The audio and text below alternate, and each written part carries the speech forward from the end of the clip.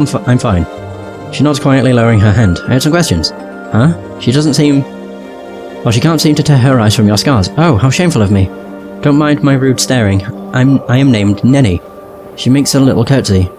And it is my great pleasure to welcome you to our brothel for the slating of intellectual lusts. She returns to staring at your body. You have tattoos under those scars too. What's that one? She points to one of your tattoos. That one's... looks fascinating. Look at the way the lines of ink... I think that's ink. She squints at the tattoo, then reaches out to touch it. Do I let her?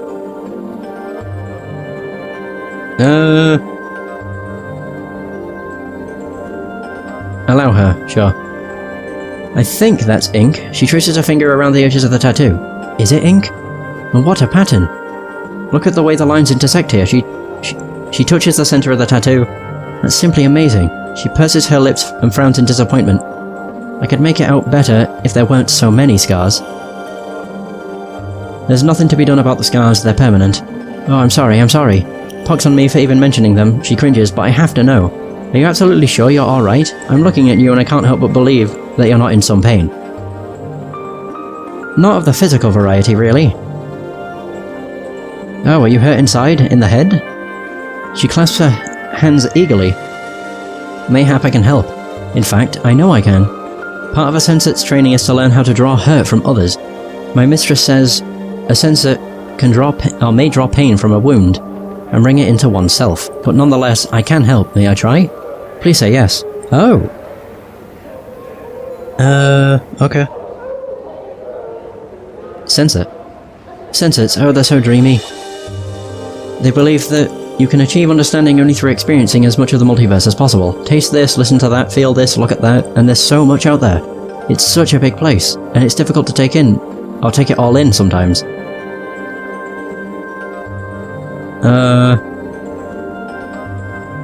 So what are you doing here? I'm talking to you, silly! She giggles and pokes you in the belly, just like I talk to all the patrons here, all the prostitutes do. That's what the brothel's about. Learning new ways to talk and share experiences and understanding other people.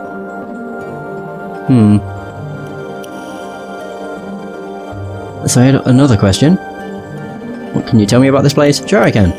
The Brothel of Slating Intellectual Lusts is a school that was started by Mistress Fall from Grace. The prostitutes here, like me, are taught the ins and outs of talking to people.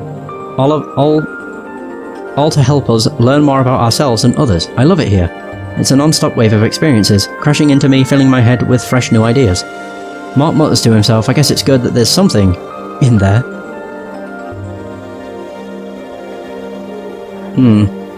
So if I actually leave, and then speak with her again... No, nothing happens. I'm trying to find Vivian's scent. Do you know where it might be? Nenny frowns deeply. What? Oh, I can't say anything bad about anyone. I'm just not good at it. It's not bad to point out a thief, Nenny. Oh, but I don't know if she's a thief. Nenny bites her lip and looks at you with pleading eyes. As if she just wishes you'd leave the topic alone. Look, why don't you try and say something not nice about her? Oh, alright, Nenny puts her hands on her hips and frowns deeply, almost exaggeratedly. You resist the temptation to laugh. Oh, I dislike her very, very much.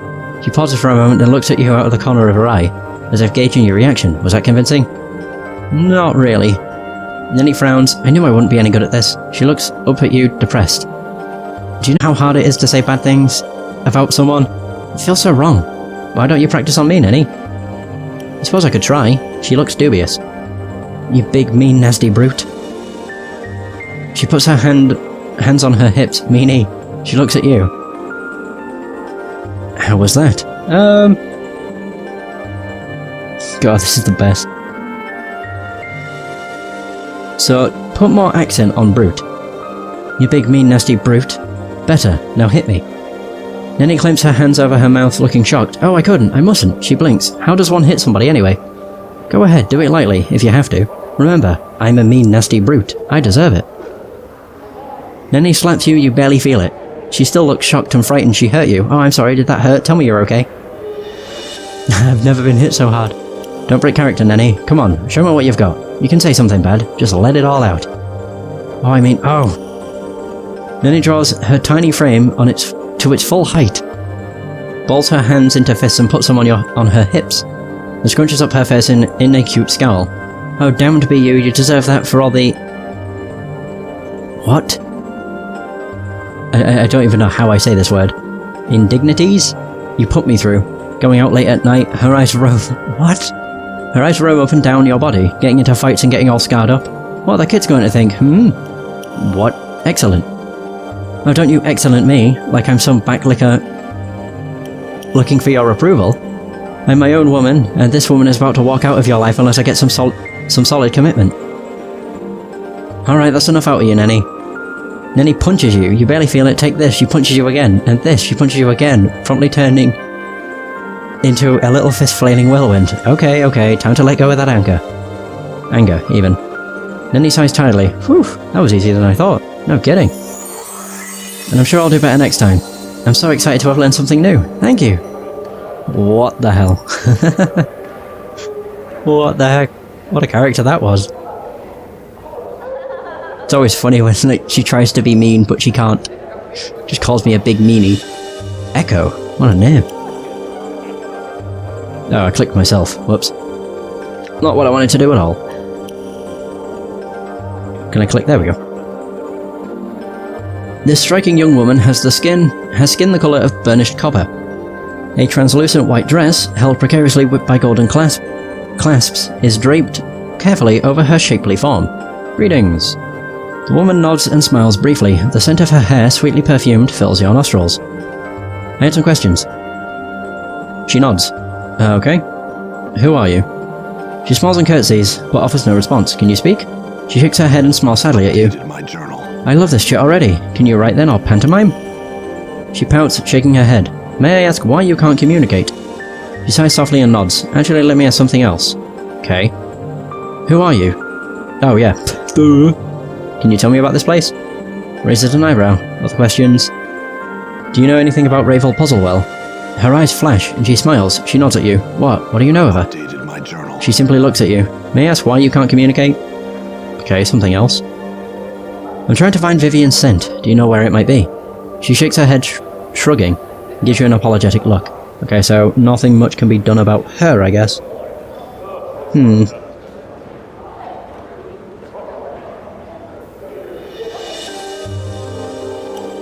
Right. So I can't find out about her. I'm gone. Is there anybody else, or anyone that can actually tell me about her? Like why she can't talk, or something? Twould be nice to find out. Oh, right, I need to... Oh, wow. I need to help everybody, don't I? Spice up Juliet's love life. Return to Laura the key to her heart. I need to go to the Civic Fest Hall, don't I? Literally. Just to do all of them.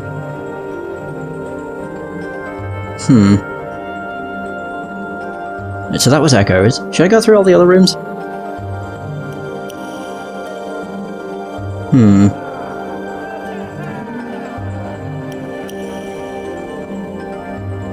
Right, okay. So what's actually down here? Is it like a dungeon? Oh, the brothel cellar. What the shit? I'm gone. Oh wow, there's actually a lot down here. This I was not expecting. What the fuck?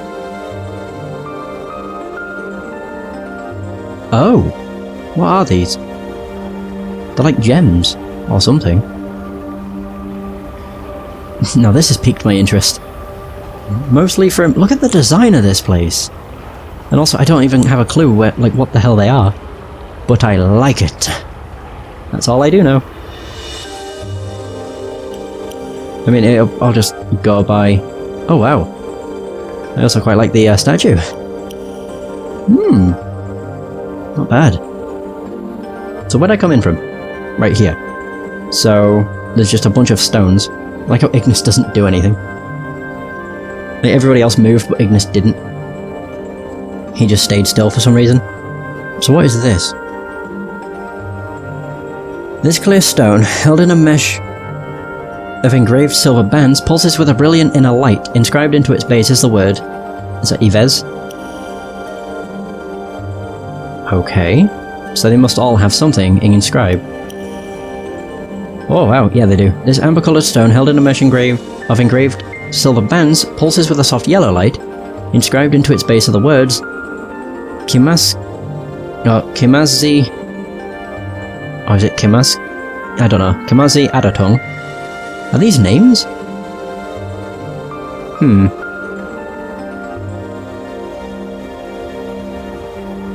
Delora. This reddish... Wait. This reddish-orange stone, held in a mesh of engraved silver bands, pulses with a warm orange light. Inscribed into its base is the word Delora. Wait, is this going to be all their names? I wonder. Yves?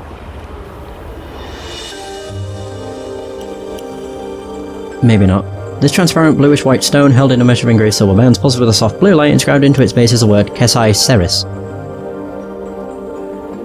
I'm intrigued. This violet stone, held in a mesh of engraved silver bands, pulses with a deep purple light. Inscribed into its base is the word Marissa. This is their names. Wait a minute, I wonder. Do all of these... No, maybe. Vivian. This bluish-purple stone, held in a mesh of engraved silver bands, pulses with soft lavender light. Inscribed into its base is the word Vivian. Now I was going to say, I wonder if, like, the location of these is apparent to, like, where their rooms are, but I don't think it is. No.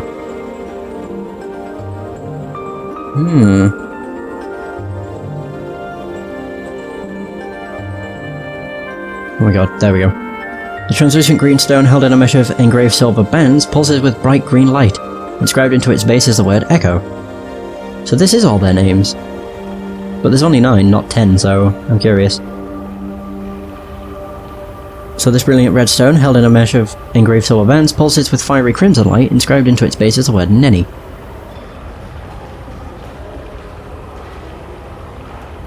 Right. The translucent indigo stone, held in a mesh of engraved silver bands, pulses with a deep blue light. Inscribed into its base is the word Juliet. And then the final stone.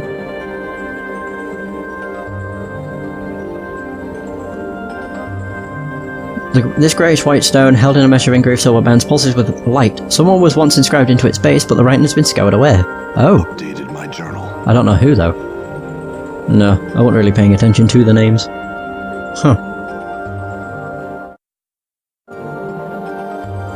Wait, why is that door shut? Did I not go in here? No. I definitely did. Like, I'm almost certain I did. Didn't I? Yeah, I'm certain. Right, well, we have Marissa. Squinting at the figure behind the partition, you can barely make out a shapely female form in the darkness. She turns to you, but you can barely see... or you can see nothing of her face. Greetings. The figure answers in a voice that is slow and deadly, like a steel dagger drawn across stone. Yes, come to speak with Marissa, have you? Quite rude of you to enter a darkened room, storming behind my partition like so. Rude and foolhardy. You hear a faint whispering sound like a slight breeze or the hissing of serpents. Oh, is that why the lights are out? Is she like a... gorgon? Mort whispers quietly. Whoa, creepy shit. My apologies, my lady. I wasn't sure if someone was here. Mort gives a slight but it would seem there is someone in this room, wouldn't it? Shall you be on your way then? Not just yet, I have some questions. Why do you remain behind this screen? Is it your wish that I step away from this partition, into some patch of light and speak to you face to face? Marissa laughs, and there is the sound of scales sliding on scales. Nay, I think not. The darkness suits me, and doubtless suits you as well. She is a gorgon. The reason she is in a dark room is because you can't see her, which means you can't get turned to stone. Why is it so dark in here? To prevent any unwanted and embarrassing casualties. Now, what is it that you want? Just some question answered. So, what are you doing here? Sitting here with my thoughts, listening to you voice yours. The silence of both of them, literal then figurative, is deafening. Why do you have such a terrible disposition? You hear a faint hissing sound because something of mine is missing, and something unwanted has arrived on my doorstep in its place. What's gone missing? My veil, my crimson veil. Have you seen it perchance? No, what's it for? Is it just a normal veil? Marissa sighs quietly. No, not quite. It aids me in communication. Face-to-face communication, that is. Oh, could you right, why do you need to hide your face? Enough with these asinine questions. How tiresomely annoying you are. Now what do you want? What can you tell me about the silent prostitute? Yes, Echo. I knew another Echo once, though her name was written differently. I know nothing of this girl, though. Ask Delora of her. She made friends of an old lover of Echoes, I have heard. Ah. I'm trying to find Vivian's scent. Do you know where it might be? No, I've no clue. Oh. Well. Anything about Raven Puzzlewell? No, do you? You hear an annoyed sigh from out of the darkness. Go ask Yves. She collects many tales and can probably tell you something of use. Right, okay, I kind of want to save and ask her to come into the light and just see what happens. If anything. More pointless questions. Why is it so dark? I want you to come into the light. Nay, and the addition of please will not serve to persuade me. Now, what do you want? Surely you did not come all this way to see me. I do want to see what you look like. You have no such want. Oh, I do. What do you look like? The darkness hides us both. Let's make it a game. I'm frightfully bored. Let me guess. Are you a human male? Yes. Are you wounded in the throat? I can't see, but I believe so. Yes. Describe yourself to me. I'm tall, muscular, and horribly scarred. Indeed? She pauses for a moment. How are you so horribly scarred? Wait, never mind. I do not wish to know. Now describe yourself for me. Marissa describes herself as a shapely, pale-skinned, beautiful woman with a forked tongue, hair made up of writhing asps and glowing eyes, which you assume she must be keeping shut. So yeah, she's a Gorgon. You sound very exotic looking.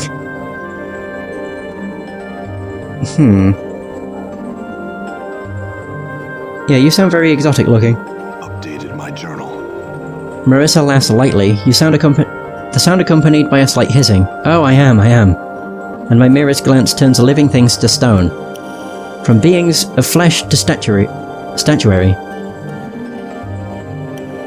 With only the bat of an eyelash. Living things to stone. Could you turn, say, a Limlim into a statue? I suppose I could. Had you a Limlim, and were I inclined to do so, and I might be so inclined, had I my Crimson Veil. Oh, okay. So, speak to the... Yeah. We need to find her Crimson Veil. Jesus. I don't even know who the hell to speak with. God, all the doors are shut. Bitches. Just a bit of a pain, really. Oh, that's Echo. Why is she out of her room? Wait, why are they all out of their room? Yeah, what? This is confusing. They've all, like, shifted. I had some questions. Nenny. Oh, there we go. I'm trying to find Marissa's Crimson Veil. Do you know where it might be? Updated my journal. I'll bet I do. I saw that nasty... Kimask... I still don't know how you say that. Kimaski?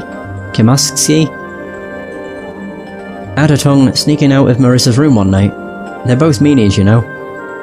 But that dude's really awful. Or that person's really awful. I'll talk to her first. It's not a dude. That's all I wish to know. Cheers. Kamask... whatever. Adatung is her name. I don't remember who that was. Is this Yves? Oh, the Tail Chaser. Yeah, it is. Kasai Ceres. Wait, so whose name's missing? There's only one that's missing. I don't know which. Echo... Nenny? No, Nenny's is there. Juliet? No, that one's also there. I don't know, honestly. That's Marissa. So Kasai Ceres is probably that's probably her room. Oh god, they're all out and about. Great. That makes things a bit of a pain. In the ears. There we go. There you are. Adatung. The wild-looking tiefling girl meets your gaze with an angry scowl. Her tattooed body is practically naked, covered by only a narrow leather thong, a black cloth brassiere, and armoured shoulder pads appear to serve more as decoration rather than actual protection. Her spiked hair, as well as the thin fur that covers her goat-like legs, is brassy white, and numerous silver rings dangle from her ears, nostrils, lips, and brow. She wears a leather collar around her throat with the inscription, "Whatever, Adatung. Greetings." She bares her teeth at you, and just what are you looking at, you banged-up sod? My friend thought you were attractive, but whoa, was he ever horribly mistaken. She sneers at Mort, then looks below him. Where a body would normally be, sharp tongue for a stemless deader. That's enough, you two. Let them keep at it. Ooh. I don't know if I want to.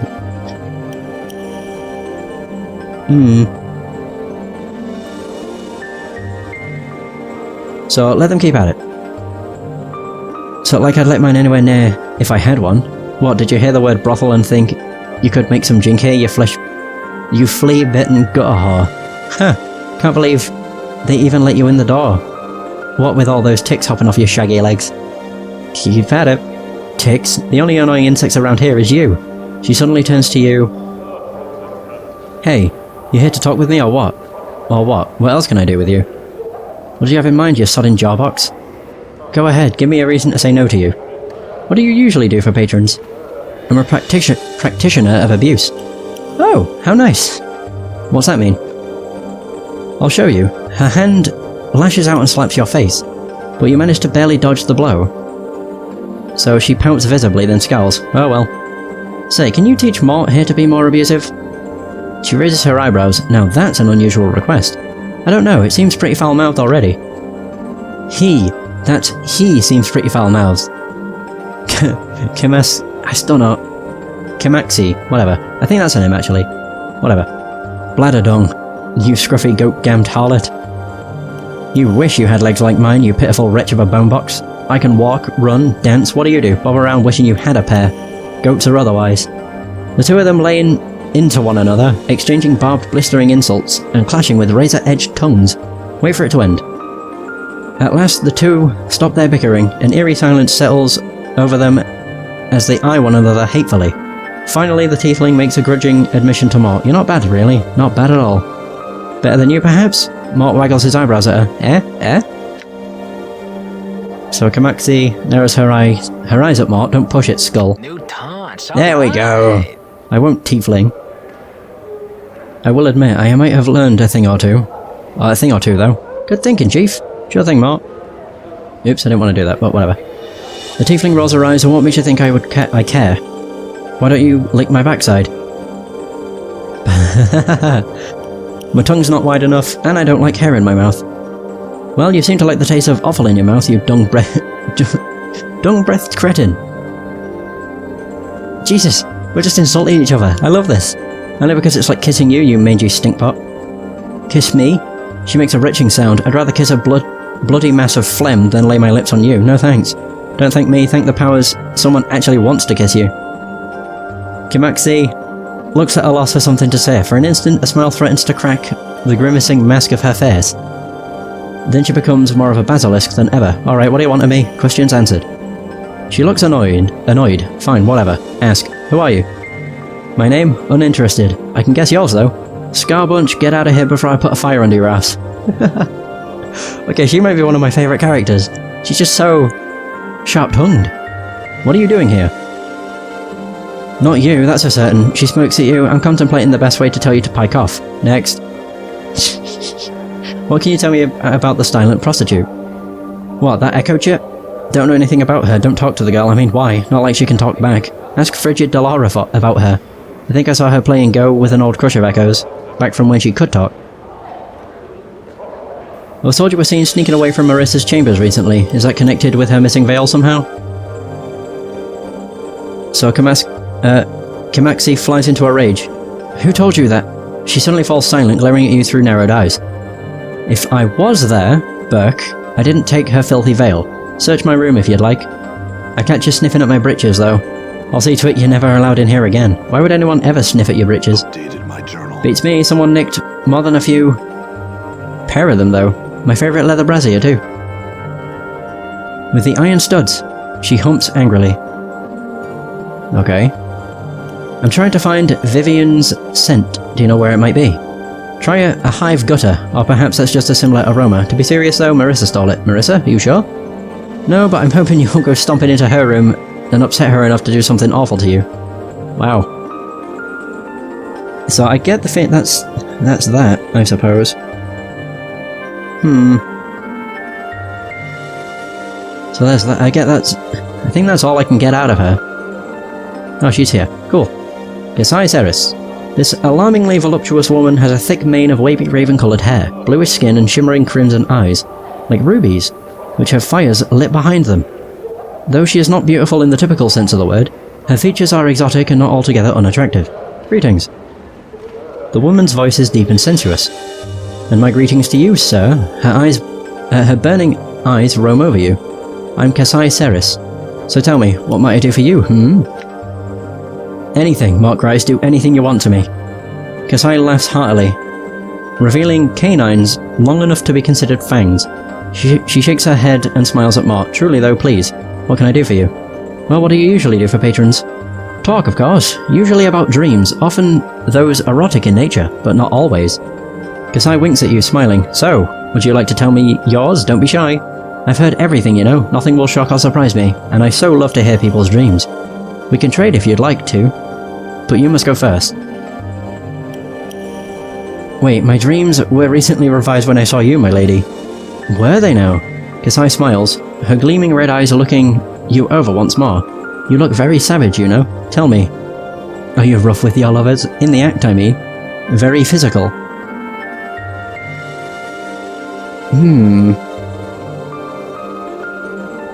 Do you mean abusive? Why would you ask such a thing? Only if it pleases them. Kasai nods, smiling. I thought you'd say as much. I'm quite rough myself.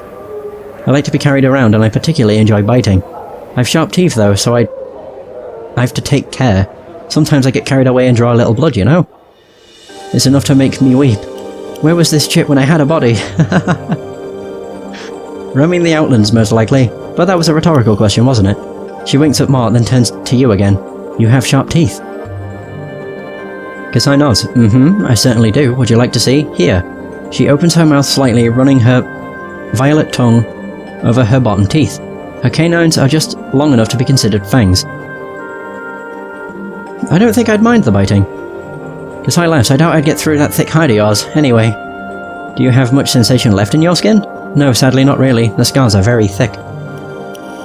Oh, that's a shame. You do have a lot of scars. Kasai looks closely at your face. Even your lips, the lids of your eyes. Tell me, are you scarred everywhere? You know, everywhere? No, not really. Parts of me have somehow managed to stay out of harm's way. That's good then. Kasai laughs cheerfully, then puts on a mock serious look, placing her hands on her hips. You never did tell me about your dreams, you know. Come on, let's have them. I don't have dreams, actually. Kasai arches her eyebrows in surprise. Truly? How sad. Even fiends in Diva's dream. You know, are you certain you don't? Quite certain. No dreams at all. Too peculiar. I'm at a loss as to what to say. If you don't mind me asking, what are you? Kasai shakes her head. What can't you tell? She draws herself up, thrusting her ample bosom towards you. A woman, she raises an eyebrow. I can see my answer doesn't please you. I'm plain touched, actually. Like your friend there, or here. Kasai indicates Anna. That's all you need to know. Okay. What are you doing here? Entertaining your questions, it seems. She winks at you. Really though, I'm a student of Mistress Grace's. All the prostitutes in this brothel are. A student? That's right, the brothel is actually a school for women who are thinking of becoming sensates. Mistress Grace teaches us the ways of language, so that we can better identify with ourselves and those around us. It lets us experience the planes more fully, you know? Tell me about the sensates. The Society of Sensation believes that the multiverse can only be understood by experiencing it. The more you experience, the closer you are to understanding the dark of the multiverse. Intriguing, huh? I think I was born to be one. I just want to know things. Yeah, it's understandable. I had another question. What can you tell me about this place? Certainly, the brothel of slating intellectual lusts, is actually a school for women who are thinking of becoming sensates. Mistress Grace teaches us the ways of the language so that we can better identify ourselves and those around us. It lets us experience the planes more fully, you know? What can you tell me about the silent prostitute? Yes, that's Echo. She's very sweet but so quiet. I understand that she said something once which caused some great tragedy, and because of that she'll never speak again. Kasai shrugs, smiling. An interesting enough story, but I don't know if it's true. Try asking Delora. I've seen her talking to an ex-lover of Echo. Back from a time when Echo was speaking. Right, I'm trying to find Vivian's scent. Do you know where it might be? No, I don't. Kasai frowns. Most of the women will say she's pretty, but she's always been nice enough to me, complimenting me on my eyes, and she smells so good. There's like spat everywhere. Lovely. I hope she finds her own scent again soon. Try asking Nenny about it. She's everywhere at once and might have seen something. You do have very lovely eyes, you know. Tch. Anna sneers, rolling her eyes. Idiot. Aha. Don't be upset, Anna. You're also just as lovely. What's that supposed to mean, you piking tard? Did you think me jealous of this chatty tart, you sod? Anna spits and looks away from you. Ceres shrugs and looks back to you. Why, thank you. You can see them glowing in the dark, you know. Bizarre, no? She pauses to look at you. You've got some nice eyes too, so dark and mysterious. So full of character. Anna's so totally jealous. I love it. So, I'm trying to find Marissa's Crimson Veil. Do you know where it might be? Updated my journal. No, I haven't seen it since the last time she wore it out. But Nenny might have seen something, so try asking her. I'll admit it's been nice. Marissa won't leave her chamber without the veil, so we've all been spared her foul tongue, leaving us only Kamaxi to deal with. Kasai smirks. That Kamaxi is the worst of the two, though. How so? Marissa's haughty and mean, but Kamaxi, she's a bitter, spiteful monster of a woman, with a venomous tongue and the demeanour of a Baldur. I can't see why anyone would like to speak with her. I sincerely doubt her appearance makes up for that flaying, poisonous mouth of hers. But she receives patrons nonetheless. Other questions? Tell me about Ravel Puzzlewell? No, nothing. Ah, my elbow. Are you sure? You seem suddenly upset. She narrows her red eyes at you, of course I'm sure. Don't ask me out of her again. Okay, I'm sorry. Jeez. Didn't realise that was going to piss her off. Yeesh. Alright, the final person. Yves. This fetching young woman has a faraway look in her soft sea green eyes. Greetings. This fetching young woman has a faraway look... Oh, I've already read that. Greetings, I am Yves the Tail Tracer. What a coincidence. I too chase tails. Yves continues unperturbed. Have you come to trade tales? I'd like to trade tales. Yves nods. I would like that very much. Tell her the story of waking up in the mortuary. Yves leans forward as you tell the tale of your waking in the dustman's mortuary. She seems to devour your every word. As you finish, she smiles at you. I shall remember this tale too. Oh wait, I shall remember this tale. I too will tell a tale of the dustman. Chapters of Dust. Go on. There are chapters in the Dead Book, the massive tome which the dustmen keep the records, the passing of all that lives into the eternal boundary. In this book, there are chapters that are naught but dust, and it is believed that the names therein are lost souls who cannot die but must suffer life eternally until history itself dies and grants them release. Another tale, The Alley of Lingering Sighs. Ooh, I do actually. Yves leans forward as you tell the tale of the alley giving birth. She seems to devour your every word. As you finish, she smiles at you. I shall remember this tale. And now I have one for you. Before I begin, I must ask, do you know what a modron is? Yes. Then I shall tell you the tale of the clock and the quadrone. Go on. Once upon a time, there existed a modron. It was newly created, its logic fresh and untested, and it had come to Sigil, following the commands of its modron superiors. Go on. It knew of nothing but commands and dictates, of obedience and passing along the orders of its superiors.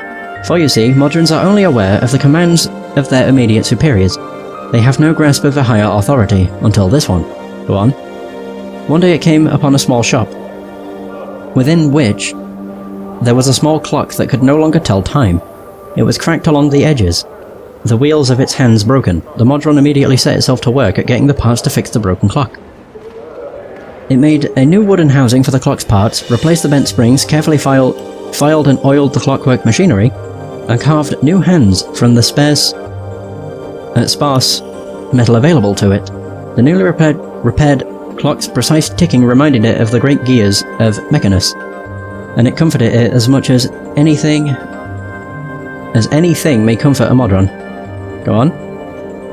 Jesus, okay. And what the modron never came to understand was that it truly loved this clock that it had worked on, and for reasons it could not explain elected to remain in Sigil and be with the clock for the rest of its years.